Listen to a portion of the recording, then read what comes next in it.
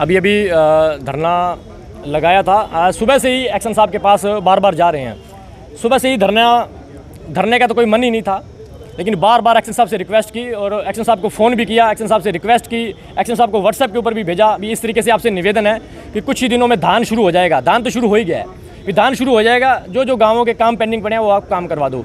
कुछ काम हमने इनको लिखित में भेजे हुए थे और 1 हफ्ता हो गया वो इनकी टेबल पे हैं, लेकिन इन्होंने काम नहीं किया। आज सारा दिन मैंने इनसे बार बार रिक्वेस्ट की, बार बार रिक्वेस्ट करने के बावजूद भी इन्होंने हमारी बात नहीं मानी।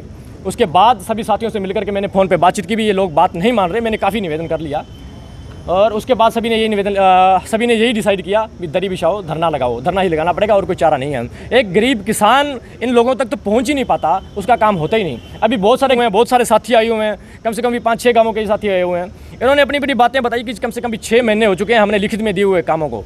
बहुत सारे काम ऐसे जिनको 6-6 महीने हो गए लिखित में दिए हुए हैं, लेकिन वो काम अभी तक नहीं हुए। झोड़ नाली के भी इसी तरीके से कुछ काम थे। ट्रांसफार्मर लगा हुआ है, कोई तार नहीं लगी हुई कम से।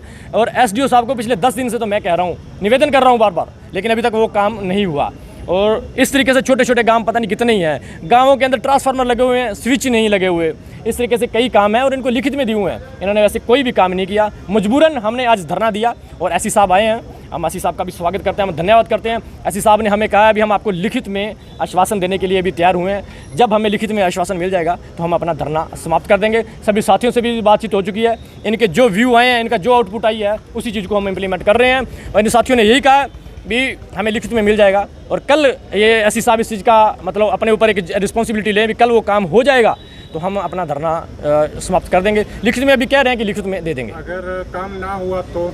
अगर भाई साहब काम नहीं हुआ तो हम फिर तैयार हैं सारे साथी। अभी हमारे बीच में एक बैठे हुए साथी ने कहा भी आज तो 30-40 आए हैं, कल 400 आएंगे, तो हमें मजबूर ना करो।